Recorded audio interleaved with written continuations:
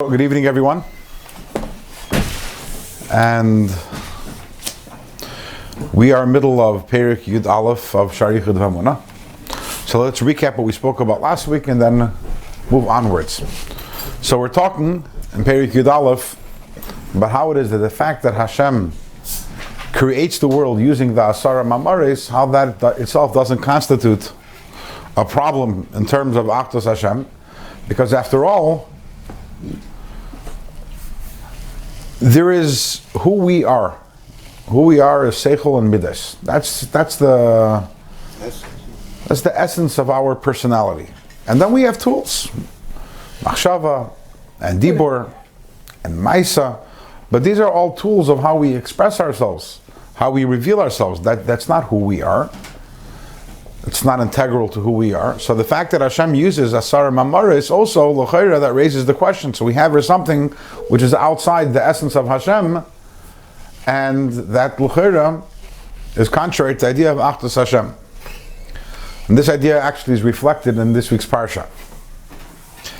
So we have in this week's parsha actually twice where Hashem talks about how the fact that we're going into Eretz Yisrael, and Hashem enumerates the nations that we will have to conquer when we enter Eretz Yisrael, Naini, Chiti, Ameri, etc.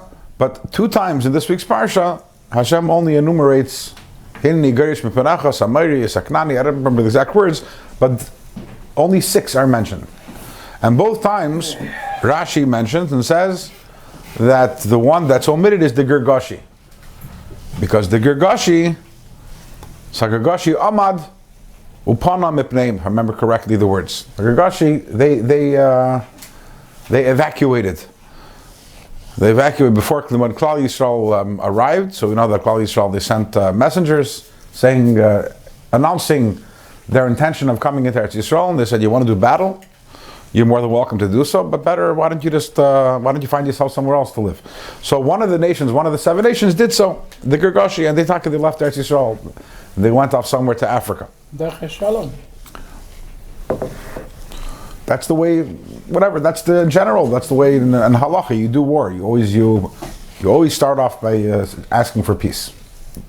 So, what is the spiritual significance of this? We know that everything that is mentioned in Torah is, it's mentioned, as we mentioned many times, that all the physical phenomena that are discussed in Torah are only to teach us. They're manifestations of spiritual realities. So, in many different places in Chassidus and Kabbalah, it's explained that the 7 nations of Eretz Yisrael, they represent the 7 midos of the Nefesh HaBahamis. And just like there is this idea that we have to go into Eretz Yisrael and we have to conquer the 7 nations, the same thing also, we have to conquer the 7 negative, selfish, emotional traits of the Nefesh HaBahamis. That's our avodah in life. The conquering of Eretz Yisrael is not a one-time event, but it's something which is our avodah, where we need to conquer our own land and make of ourselves Eretz Yisrael and get rid of all the negative emotions. Now, what are the 7? So you have Chesed, Gevura, Teferes, Netzach, Chod, Yesod, and then you have Malchus. And what is Malchus? Malchus is Machshava Dibur Maisa. And the message over here is that when you conquer, you don't need to conquer all 7. All you need to do is conquer 6.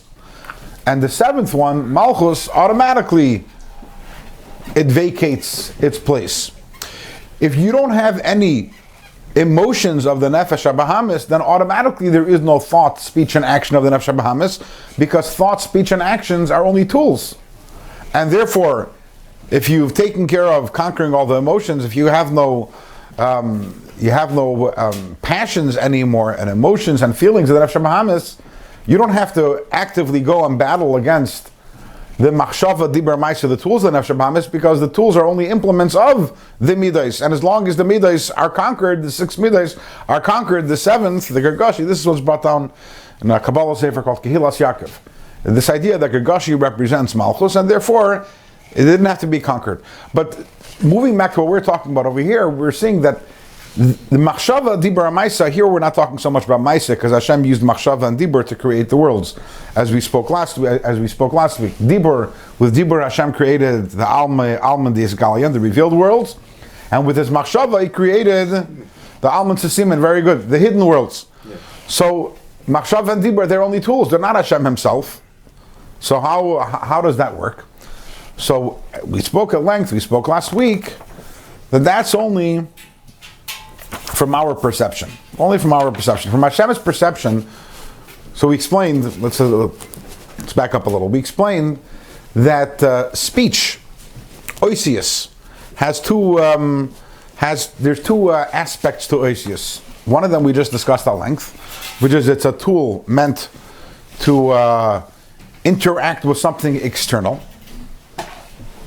But also, we explained last week that the ability for an idea or for a feeling to take actual expression in a specific deed requires oisius. You can have a feeling of love, a feeling of hatred, a feeling of hunger, a feeling of anger. For that feeling, which is a feeling of the heart, to actually express itself and ultimately manifest itself as an actual act, it requires the processing and the contraction which happens when you process it through the words in your mind and the words of speech. So when we talk about Hashem and the Zasara Mamares, when we say that Hashem has speech, it's only in terms of the fact that this is Hashem's midah, Hashem's emotion, or Hashem's seichel, being able to contract itself to the point that it should be able to express itself and manifest itself in a particular deed. For example, the Alter Rebbe said, you have Hashem's chesed. So Hashem feels chesed. How is it that from chesed, though, we get to the actual creation of light? For that you have to have the words Yehi Oir. Yehi Oir. Because otherwise, you just have an abstract feeling. And an abstract feeling, by the way, which depending on which words you channel it through, can end up being different things. So for example, chesed also gives rise to water, but it is the specific words of Yehi Oir that channel it. So when we're talking about Asara Mamaris, we only mean that Hashem's actual midah, which is Hashem himself, as we know that Hashem is one with his midahs, is being channeled and funneled into a very specific action. From that perspective, we say that Hashem has dibur. But we don't say that Hashem has dibur in terms of that it's a tool which is outside of him, which he uses to interact with something external. By Hashem, the Asara Mamaris are only a further extension of himself, of his seichel, and of his midas. So by the human being, again, when we speak, it is an extension of ourselves, but also as we employ a tool which is outside of ourselves. By Hashem, on the other hand, it is only an extension of himself. There's nothing outside of him. The Asara Mamaris are also only him. It's further extending his manifestations of the midas or the seichel to the point that it's able to create a concrete and specific and defined object. That's what we spoke about last week. And then we also spoke last week, we asked another question which we didn't answer. That's what we're going to go to today. We said that words are doimim. This question is related to the first one, especially now that we've answered it. The first question. Words are doimim. Words are inanimate. They are vehicles. They're containers. This is something we've spoken about several times. They contain the energy which they contain insights, they contain ideas, they contain feelings. They're doimim. They themselves, if you scribble a bunch of words, when you're a child, you focus on the words, not the ideas. I was thinking, as I was preparing the share today, I was thinking that when I was a kid, little kid, I don't know, 5, 6 years old, so I went to camp, and there was a song that they would sing over there. It's a song about tzedakah. And it goes like this: I'm a little hunk of tin, every day a penny goes in. You ever heard the song? Okay. That's how the song begins. Now, I'm a 6-year-old kid. I don't know what a hunk is. I don't know what tin is. So, as you hear kids singing songs, for many years it was, I'm a little hunkertin. That was a word, hunkertin. Hunkertin, every day a penny goes in. And it must be a word.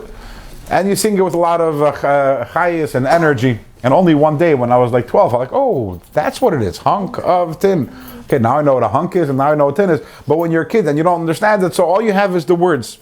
But words are only really vehicles to vehicles to ideas. But it's not a chefza, so how can you say that it's domain? It's domain. In the spiritual, if you have doimim, tzameach, chai, and medaber in the spiritual realm, which you do, in Chassidus is explained without getting into too much, that the oisius hadibur is doimim, and midos are tzameach, and seichel is chai. In other words, everything you have in the physical realm, you have corresponding to that also in the spiritual realm. And in the spiritual realm, so medaber is taka, is the koyach of bittul, without getting into that.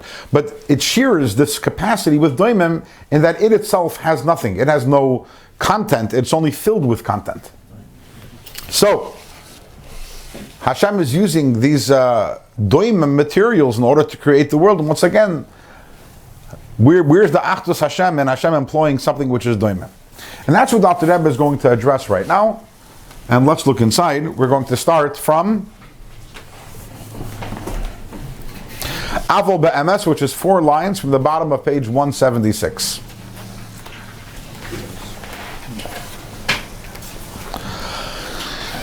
Avol Be'emes, in truth, however, Bechinis Oisis Hadibur Shal Mailam, the Oisis Hadibur of above, in other words, by Hashem, He Lamaila Mailam Emadreges Mahus Chachma, Veseichel Hanivroim, is even higher than the Chachma and the Seichel of creations. So you're worried that Hashem's Dibur is Doimim? If by us, by human beings, our highest faculty is Chachma and Seichel, Hashem's Oisius are even higher than our Seichel. So they are very, very far from Doimim. And all they are is actually is energy, and they're the energy of Hashem. What does that mean? Shaharei, what is the proof that Hashem's Dibur is even higher than our Seichel? The Maimer V'Oisius Nasa Adam, with the words and the letters of the statement Nasa Adam B'Tzalmenu, that Hashem said, let us make man in our image, V'Gomer, Nivra Adam, with those words was created a human being, Baal Chachma V'Seichel, who has Seichel, who has Chachma. In other words, the words of Hashem are the source of our Chachma and Seichel. Even without the words, just the breath of Hashem, that itself is the source of the human being and all his faculties. Kedeksiv, as the pasuk says, that Hashem breathed into the nostrils of Adam a soul of life. And if so, Hadibur Vehaemunah, Hashem is Dibur, and Hashem is the breath of Hashem, who makar hachachma v'haseichel shebenishmas Adam harishain, is the makar, is the source of the chachma and seichel which is found in the neshama of Adam. Hakilelas kol neshames hatzadikim, the neshama of Adam which contained the neshamas of all the tzadikim of all the generations. This is something we've talked about in the past, I believe. How the neshama of Adam encompassed within it all the neshamas of all the generations to come. Shehem gedolim malachi yashar tzadikim. The neshama of Adam Rishon contained the neshamas of all the tzadikim, and tzadikim are greater than even the malachim. Vehaemunah lefi, and how is this possible? How is it possible? In other words, from our perspective, oisius are the lowest thing that there is. Chachma is the highest thing that there is. And here we're seeing that Hashem's oisius are even higher than even the chachma and seichel of even the greatest tzaddik. Vehaemunah lefi, and this is because she'oisius deburi yisbarech, the letters of the speech of Hashem, Heim bechines hamshachas koiches v'chayis mimidosav yisbarech, all they are is a further projection of the koiches and the chayis, the energy and the life, mimidosav yisbarech, from Hashem's midos, ham yuchades v'muhusei v'asmusei betachlis hayichud, and Hashem's midos again are united with Hashem with complete unity. Shahula Maila Maila, and Hashem himself is above and beyond, indicates infinitely higher Mimadregas Chachma Sheben Ephraim, than the level of Chachma that there is in the creations. So going back on the principle that we said earlier, that Hashem's Dibur, all it is a further projection of the Midos of Hashem, which are one with Hashem himself. If that's what the Oisius are, then of course they can create the human being with Chachma, because these Oisius are merely projections of Hashem who is infinitely higher than Chachma. So why are they called Oisius? Aren't Oisius doimim? V'nikru b'shem Oisius legabe hanivroim. When we say they're oisius, that's not relative to us. They're only oisius relative to the midos of Hashem. In other words, from our perspective, when we look at the Asara Mamaras, these aren't oisius, these are not doimim. These are an incredible source of energy on their own. They're not just containers of energy, they are energy. So why are they called oisius? Because relative to the midos, they're like oisius. Relative to the midos, that the midos is as Hashem is for himself, the oisius is as Hashem is projecting himself further towards creation. So relative to the midos, the oisius are oisius. But relative to us, these are greater than the chachma. The oisius are great. The oisius themselves, not the energy contained in the oisius. The oisius themselves are energy that's greater than the chachma that's found in the greatest tzaddik. Rabbi, Yeah. we said in the beginning of this page, כל הנשמות אדם הראשון, all the נשמות הצדיקים כלואים בו. Not all the Jews is Adam HaRishon? Even the tzaddikim. Even the tzaddikim. It said כל נשמות הצדיקים. Right. In other words, we're trying to bring out that Adam HaRishon, his soul contained even the neshamas of the tzaddikim who are greater than the malachim. We're trying to bring out how high his neshama was. Yes, it contains all the Eden, which includes, but you're not greater than a malach. A tzaddik is, he's trying to bring out that even the highest end neshamas, all of them came about from the oisius of Hashem.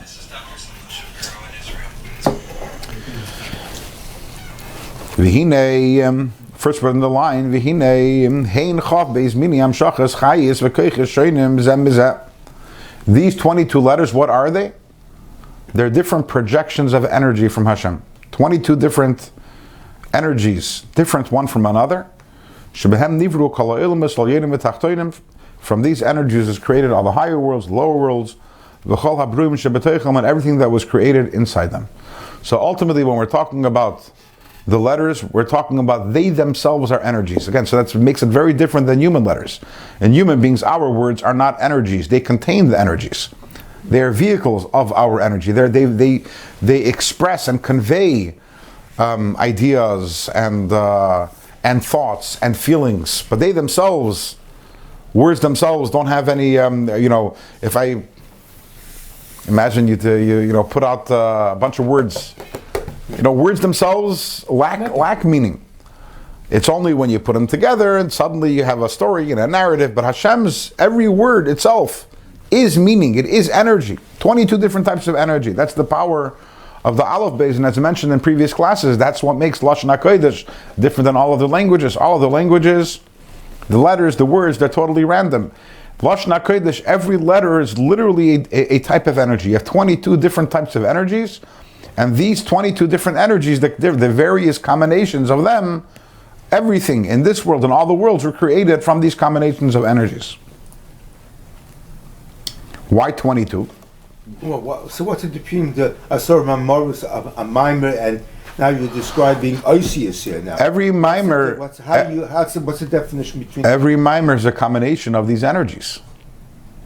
So there's 10. In other words, nothing is created Nothing is created from a specific energy, from one energy. Roofing. Yeah, every mimer contains a bunch of different letters. You put all these letters together and all these energies together, and that's where you get the mimer from.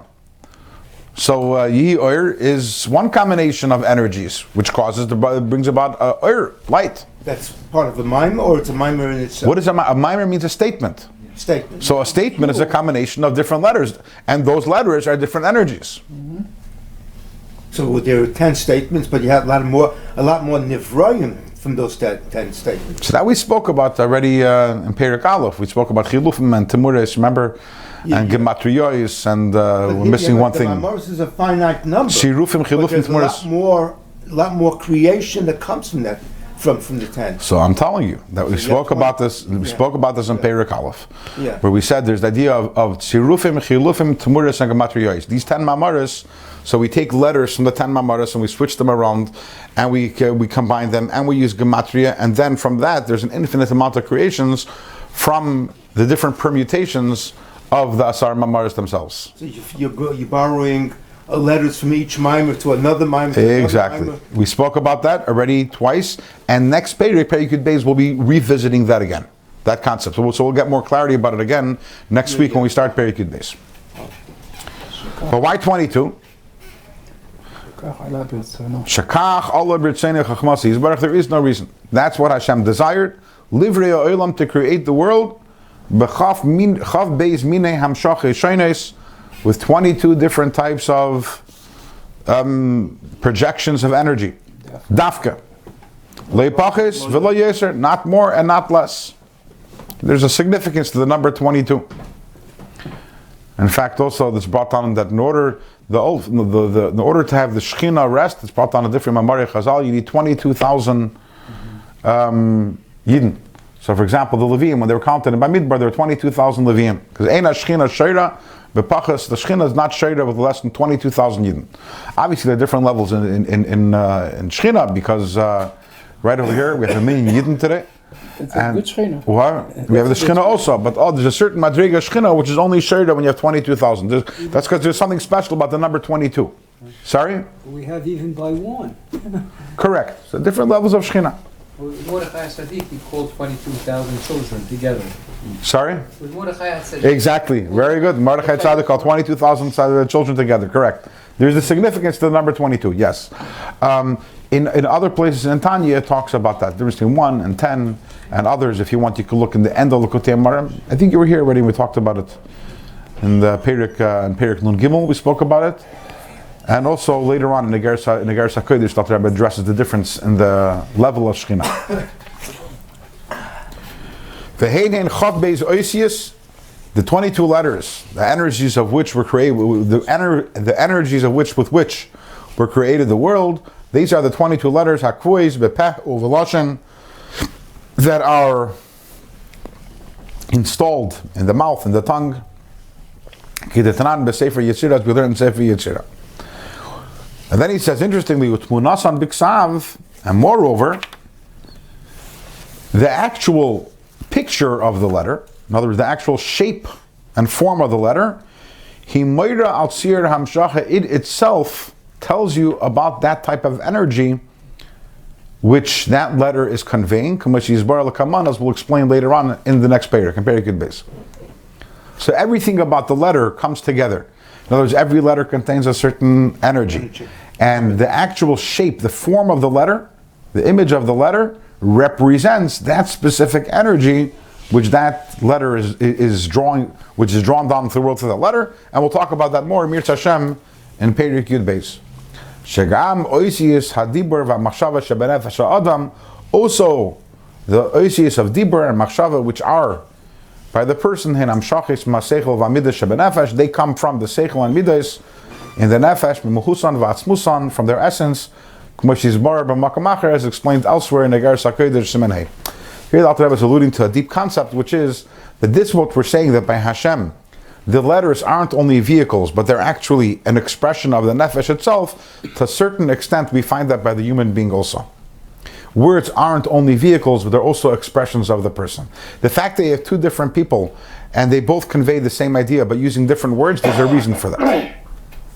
Words do express something about the person. Not they have the same idea but using different expressions. There's something very deep about the words we use, and that's because by Hashem also the words and the letters emanate from a very, very deep place.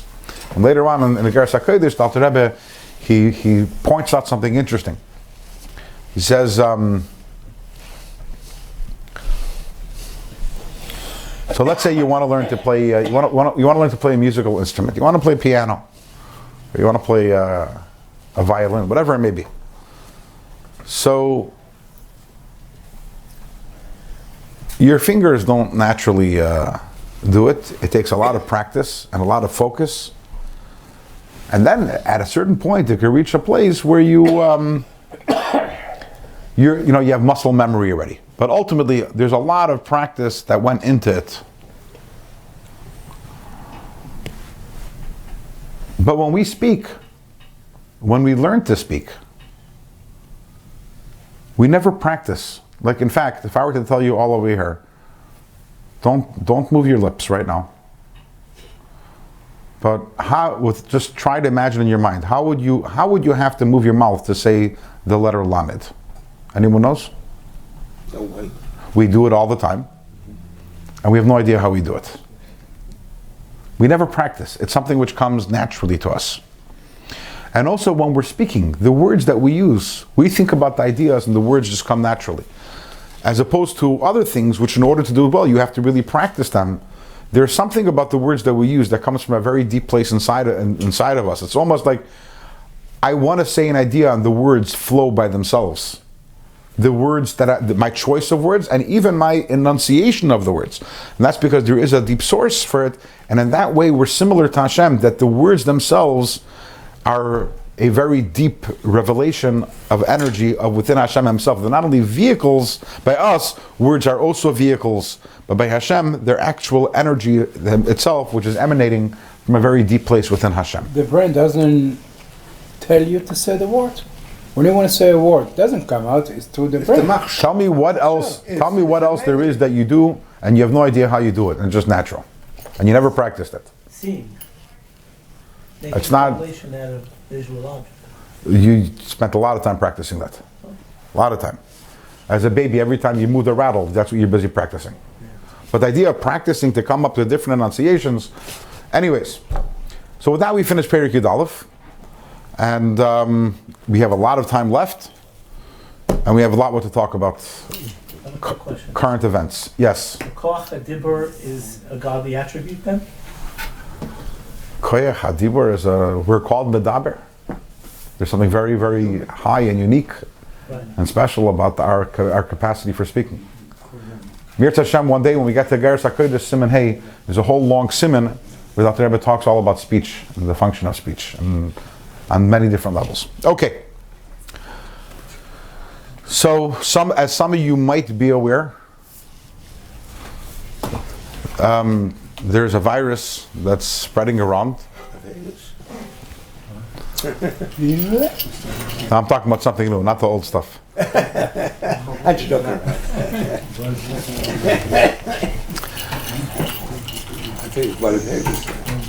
And obviously the question that's on everyone's mind is, what does Torah have to say about this? What does Yiddishkeit have to say about this? And you have in Pirkei Avos where it says Hafach ba v'hafach ba dekol ba. Hafach ba v'hafach ba dekol ba. They should dig. You dig and dig. Everything's in Torah. The answers to everything is in Torah. And the Rebbe says, I don't know if there's earlier sources for this, but the Rebbe definitely said it. The Rebbe said it actually in the Sikha Parshas Kisisa. The Rebbe says that doesn't only mean that the answer to any question can be found somewhere in Torah. So theoretically, therefore, if I have a question, I'd have to know Kol HaTorah Kula, or I'd have to speak to someone who knows Kol HaTorah Kula, will be able to identify the place where I'll be able to find the answer. The Rebbe says, no, Hafach ba v'hafach ba dekol ba means that in every single area in Torah you have the answers to everything. Everything is everywhere. Using the example that we've given in the past about DNA, or like a hologram. Exactly, I was just going to say that, like a hologram. That every detail is in everything, so therefore we don't have to go and look very far. But in what we're learning in Shaar Vehaemunah, we have guidance as to what, and specifically in the Perek that we're talking about now, but also the general picture of Shaar Vehaemunah gives us guidance about such situations. Shaar Vehaemunah is all about the Achdus of Hashem, yes, but there's a lot of discussion about the Asara Mamaris, about the words with which the world was created, and we've spoken about this in the past, the implications of everything in the world being a result of the words of Hashem. So coronavirus also is a result of, it was created by Hashem, it was created with the Asara Mamaris. And we have to look at all of creation from beginning to end and realize that all of creation is nothing but one big book which Hashem is writing. In a constant way, because creation is happening again at every single moment. And when you see a book, and you try, if you understand the language, you read it and you realize that it's a single story. And even though you might be reading a certain chapter, But if you have the entire book in front of you, and if you're familiar with the contents of the book, you realize this is only a chapter that started over here, and that's ending over here, and that it's continuing on to over here, and there's an ending to the book. But when you don't understand the language, then every word you look at is independent. You don't see the connection between this word and the word before, and the chapter before, and the page before, and the page after, because you don't understand this word. You didn't understand last word, you didn't understand the last page, you didn't understand the last chapter, you don't understand next chapter. So therefore, you're stuck looking at a word which is written in code, and you don't get it. And the way that the Alter Rebbe is teaching us to view the world in Shaar Hayichud Vehaemunah over here is to understand that when you realize that everything is part of this book, then even though there might be a chapter which is a scary chapter, but it's only part of a book. And if you ever read a book, you know that the scary chapter, but it always is leading to a different place. You don't recognize it because you don't understand the language that's going on over here. Ultimately, everything here in the world is about words. And regardless of the roller coaster of life, once we understand that everything is the words of Hashem, and it's not that there's a plan of Hashem and then there's something coming along and torpedoing it, but ultimately this is all part of Hashem's plan. So we realize not only is it all for the good, but it's all part of the larger narrative, and everything ultimately is always leading to a good place. And therefore the question only becomes, this is from Hashem and this is for the good, and what does Hashem want of me at this moment? That's really the question, the pertinent question. So you have some people who might be in quarantine, and some people might not be able to go to a minyan, and some people might not be able to go to the mikveh before davening, or whatever it may be. And instead of saying, wow, look at this, now I can't do what Hashem wants of me, you just have to adjust and realize this too is from Hashem. There aren't Achdus Hashem, Shaar Hayichud Vehaemunah means there aren't different forces vying against each other. It's not as if there's Hashem and Torah and Yiddishkeit and Kedusha, and then there's something coming and combating. Everything is the Eibishter, and therefore the question is, I might have to adjust what my understanding or expectation is of what Hashem wants of me at this moment. There's a famous story, which I'm sure many, if not all of you, have heard about Rabbi Melech of Lizensk and Zusha of Anapoli. They once went to a certain city, and for whatever reason, they were arrested by the authorities and put into jail. Back then, if you were a Yid, you had a beard, it wasn't too difficult for that to happen. Profiling. So today it's amazing what we're living with, the uncertainty that we're living with on a daily basis today, not knowing what tomorrow is going to bring, and we have to realize the chesed of Hashem, because this uncertainty we live with now is the way our great-grandparents lived every day, every week, every month, every year. Total uncertainty of what's going to be tomorrow, totally at the whim of the authorities. And am I going to be here today? Is the government going to expel all the Yidden tomorrow? Are they going to let me be a Yid? Like, it's all... So they were thrown into jail, and they were in this jail cell that was filled with a lot of peasants. And in the middle of the room there was a bucket, and the bucket was made for them for people to relieve themselves in. And it came time to daven. And one of the brothers, I believe it was Rabbi Melech, started crying, and Zusha tells him, why are you crying? He says, because I want to daven, but I can't, because Al Pi Halacha, you're not allowed to daven. I want to daven, put on tefillin, but I can't because there's a bucket over there, and Al Pi Halacha, in a room with human waste, you're not allowed to daven, you're not allowed to put on tefillin. You're not allowed to put on tefillin, you're not allowed to even daven. That's why I'm crying.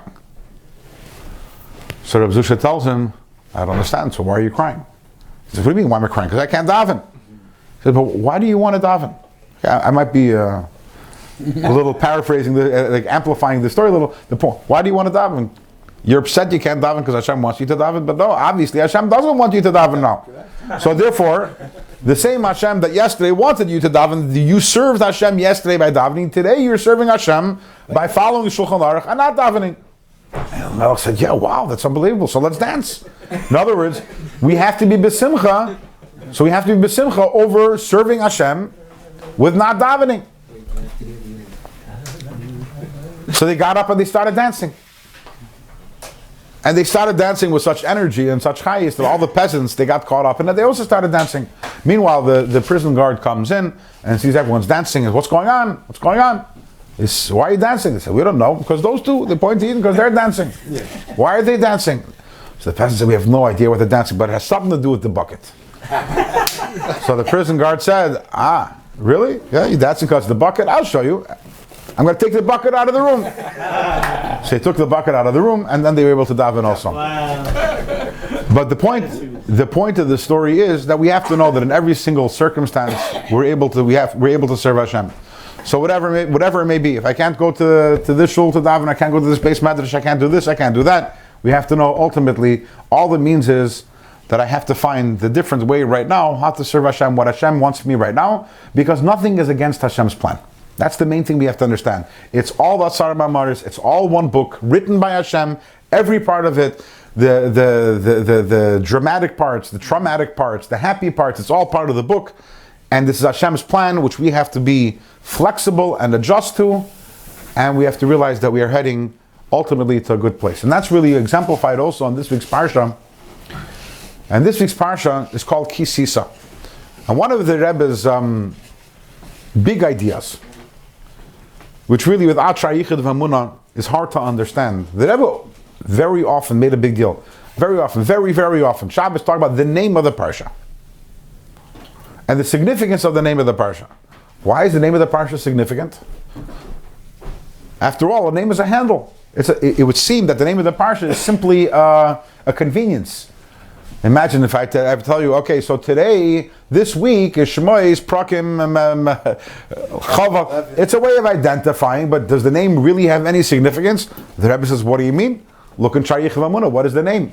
The name is the energy of something. That means the entire energy in every Parsha is included in its name. Because as the Alter Rebbe says in the first parak of Hayichud Vehaemunah, for those of you who recall, the Alter Rebbe says that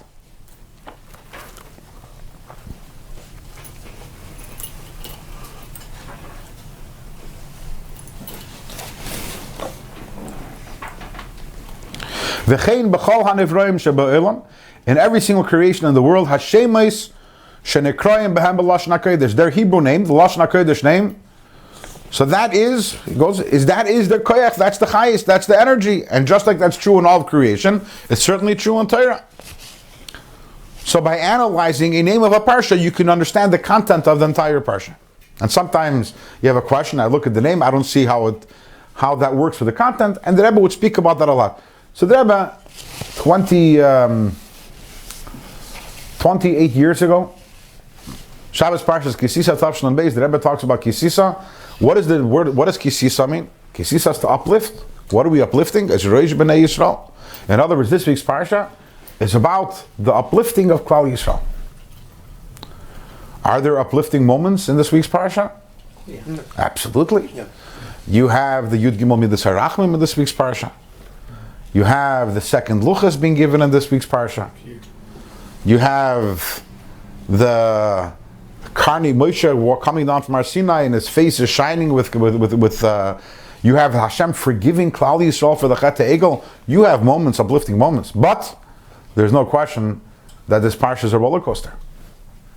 This Parsha is a roller coaster. Because together with all those high points in the Parsha, you have low points, and you might want to argue maybe the lowest point in our history is in this week's Parsha, Chet HaEgel.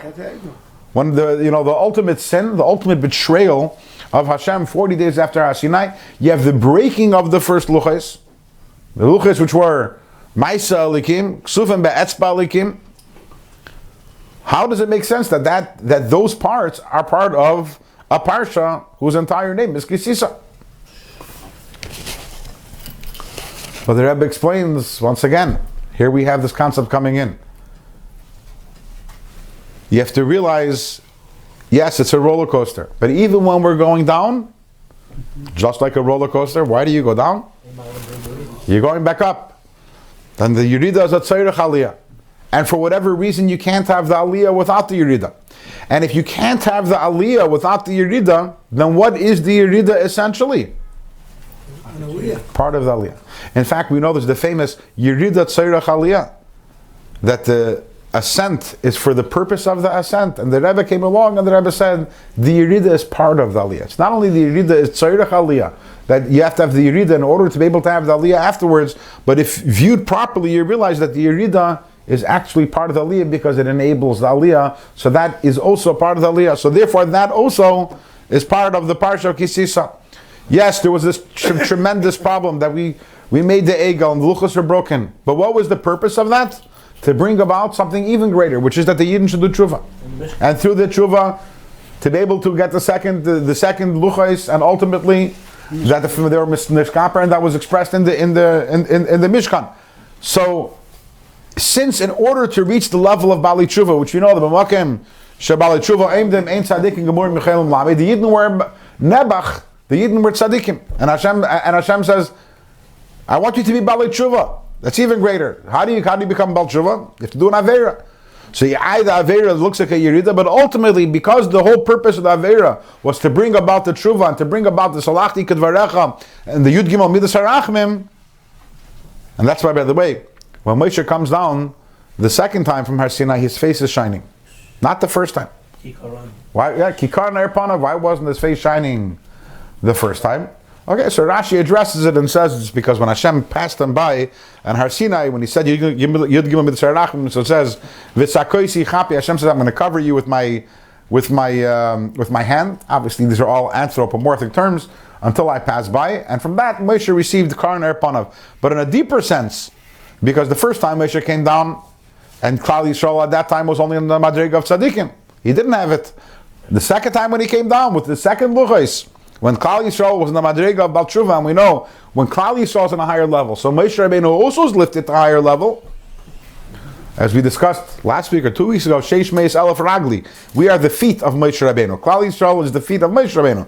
When you elevate the feet, you elevate the head. Right? And the other way around also. When Hashem told Moshe, Lech Reid, that when the Yidden went down, so we brought Moshe down with us. But when we went up higher, we arrived at the Madriga of Bali Tshuva. So that caused also an Ilui in Moshe Rabbeinu to the extent that he was Zecha to the Karnehud. Maybe because the first time when Hashem told him, Lech Reid ki shechet amecha, he's telling bad news. That's your nation that make bad to me. That's why lo karan opana. Here. So no, but there's also he went up other times beforehand, even before Mount Torah, he went up and came down. He never had the Karni Hoid. The first time he had the Karni Hoid was after the Egel, when the Yidden became Bali Tshuva. But the lesson of our story, the lesson of this week's parasha is there are ups, there are downs. There's a roller coaster, and right now we are experiencing a roller coaster. It feels pasha on a daily basis. You wake up and you're like, where's the roller coaster going to go to today? Are we going up? Are we going down? Are we speeding? Are we slowing down? And we have to understand that yes, it's a roller coaster. All of it is part of Kitisa. All of it is ultimately is leading to a destination, to a good place, to Mashiach. And we have to trust the system, we have to trust the process and know that this is all the words of Hashem. We're in a chapter that we don't understand right now. We're looking at the words and we don't understand the words. And the words don't look good. But ultimately it's a chapter in a book which is leading to a great place. And therefore even this chapter ultimately is also a part of the Kitisa. So we have to relax. We have to calm down. I know it's very easy said. And it's not and harder to do. And I'm not saying that in personal experience. It's disconcerting, especially if you have different cheshbonos in different places. And I have one daughter who's in Israel right now, and then I had plans to be in Europe for Pesach, whatever. Don't go. Okay, and I don't know what's going to be, but ultimately, and it's very easy, to feel ganzen. Here in the plane. Anyways, the bottom line is. The bottom line is you have to sit down every once in a while, you have to relax and realize it's in Hashem's hands and it's good hands, and we're going somewhere. This is a roller coaster, it's all part of the Kitisa, and I don't understand, but again, the key being, it's not that there's the coronavirus and Hashem will protect me from it. Coronavirus is also Hashem. That's the fact that when we talk about this idea of the world being created by Saram Amaris at every single moment, everything is being created by Hashem.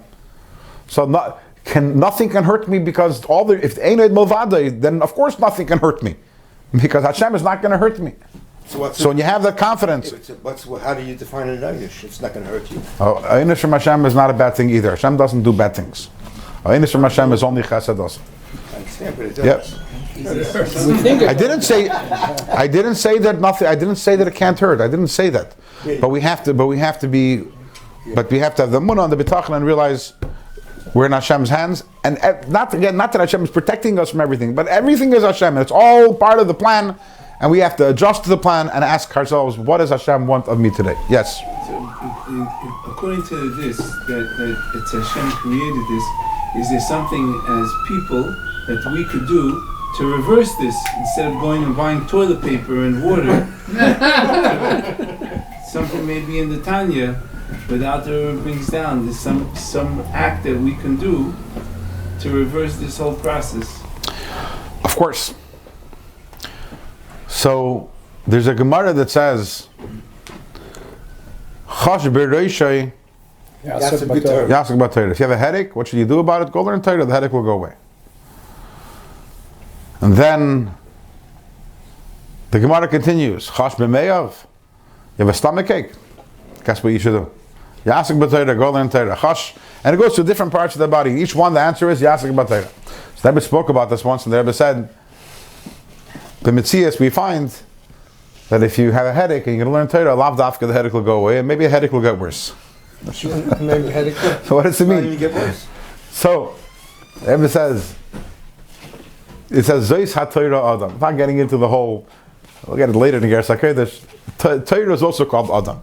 So just like, because we know everything is everywhere. This is one of the Chassidus, everything, like we said, it's everywhere. The Eibishter is called the Adam to a certain extent, right? We have by the Merkava, and we're called the Adam. Torah is also called an Adam. So just like we, for example, have 613, we have 248 limbs and 365 Gidim.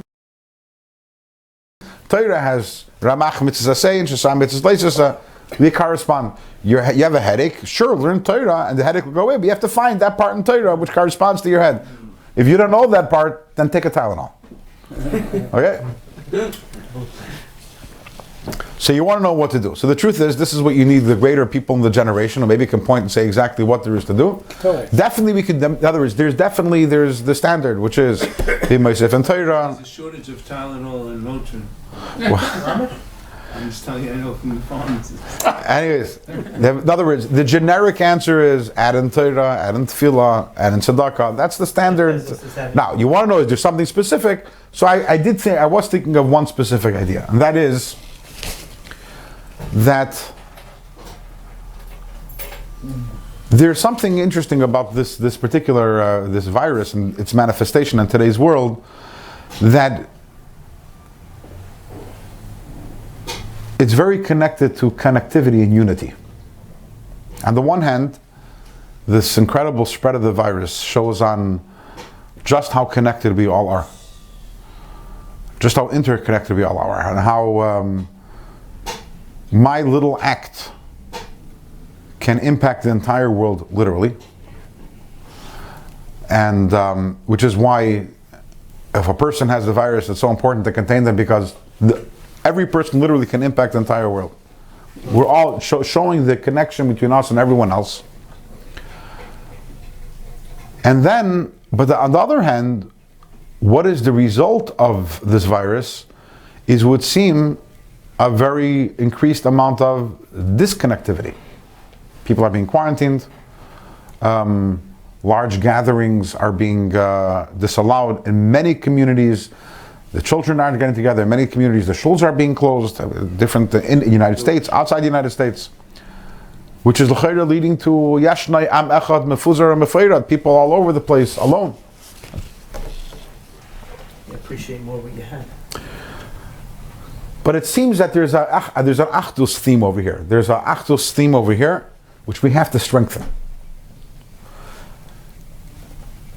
But it's not a physical Achdus necessarily, because physically, many of us are being forced to be alone, but it's more of a spiritual Achdus, which is an essential Achdus.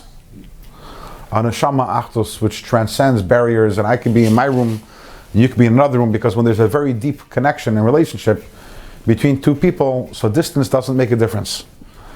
You can be distance, I can be in one room, you can be in another room, I can be in one continent, and you can be in another continent, I can be in North America, you can be in South America. But if there's a deep connection, it's distance isn't a barrier, and that's a neshama connection. That's a spiritual connection. We have also in this week's parsha. The parsha begins with the mitzvah of machzas hashekel, and machzas hashekel is something strange that the Eibishter tells us. I want you to give a half a shekel. There's no other analog, there's no other parallel to that in Torah where we're told to give a half. To the contrary, we're always told to give a whole. And everything has to be complete, and the carbon has to be tamim. You can't bring a half of a sheep as a carbon. And the klei has to be complete, and the klei has to be full, and everything we're giving has to be complete to Hashem. And suddenly Hashem is saying, I want you to give a half, and there is an insistence that we give half. Ha'asher lo yarba v'hadal lo yamit. You want to say, no, I don't want to give a half. I want to give the whole shekel. Absolutely not. You can't. And what's funny about it is that the pasuk says, Esrim Geira shekel. The shekel is 20 Geira. Give a half a shekel. Why do you have to? Just say, everyone give 10 Geira. And 10 is a complete number, we know. Yeah. So why do you have to emphasize the idea of halfness and the incompleteness? It should say, everyone has to give 10 Geira. Even earlier on in the Torah, when it talks about that Eliezer took out a piece of jewelry, Becca, which was a Becca mishkala, it would weigh a Becca, and he gave it to Rivka, and Rashi says, what is a Becca? It's a machzah shekel. So the Torah could have said, give a Becca. In other words, give something, a coin, a complete coin. Why the emphasis on a half? So it's explained in the Svarim. There are different rimazim, there are different ideas that emerge from this, but one of them is matzah shekels is tzedakah. Okay, in the old times it went to karbanis. Today we're giving it as tzedakah. When you give tzedakah, there are two ways. One, a way to give tzedakah, I'm giving you a shekel. Another way is I'm giving you a half a shekel because of the recognition that I am a half and you're my other half. And therefore I have to give this to you because me and you are one. And without you I'm incomplete. And therefore I have to give you this tzedakah. And this understanding that every two yidden, when you look at another yid, you're just seeing another half of yourself. That's a neshama connection. Because from the guf perspective, I'm a complete person and you're a complete person. Every one of us is complete. But from the neshama perspective, we're all part of one neshama, the neshama of Adam Rishon, as we discussed earlier today. And therefore, if I am not connecting with another yid, I am deficient, I am missing. Machzas HaShekel, the emphasis over here is on identifying the core of your being, and at the core of your being, you're only a machzis. You need to connect together with another yid. I thought they said this by shidduch. You only one half. It's true. It's true about a shidduch, but it's also true in a smaller extent to every single yid. It's brought down that a shidduch is two halves of one thing, literally, whereas here we're all part of one body. But ultimately, in other words, two halves of one thing is the same thing. No, like you could, in the body there's the particular limb. You're two halves, the person and the wife are two halves of the very same branch. But all Yidden were all one body. At the end of the day, if a person has an arm amputated, the other arm can't say, well, that was the other arm, that wasn't me. So this is something which, as we're combating the coronavirus, which is trying to separate us physically, sometimes we realize that what this demands of us is to connect on a deeper level spiritually. When the physical avenues of closeness aren't available, then we have to connect spiritually. And connecting spiritually is harder. It's more demanding. Because connecting spiritually means reaching deep inside yourself and finding that area in yourself and identifying with that area in yourself wherein you're talking one with the other. But that is the ultimate Achdus Yisrael, is a spiritual Achdus. Now a spiritual Achdus which obviously manifests itself also physically. It manifests itself also in physical closeness. But ultimately, it starts off as a spiritual concept. So maybe these moments of these days, you ask something specific, these moments when we have to be a little more, as society, we're being encouraged to spend more time ourselves. Keep social distance. That's the word, that's the going word right now. If you're following the news at all, we're encouraged to keep a social distance. So maybe we have to keep a social distance, but we have to keep a spiritual closeness. And spiritual closeness begins by digging deep inside ourselves, identifying with the holiness, the godly spark within ourselves, the chelek elekami mal mamish. And when we do that, then we develop a spiritual closeness. And when we develop spiritual closeness, we get rid of the coronavirus, we get rid of all of the galus, because the whole galus is because of the opposite of Achdus Yisrael, and when we increase our Achdus Yisrael, we get rid of Galus and all its symptoms, and we're Zeicha to the ultimate Geula, together with Mashiach and all Yidden together in Eretz Yisrael. Maybe it's also one Shabbos everyone. Shabbos, one to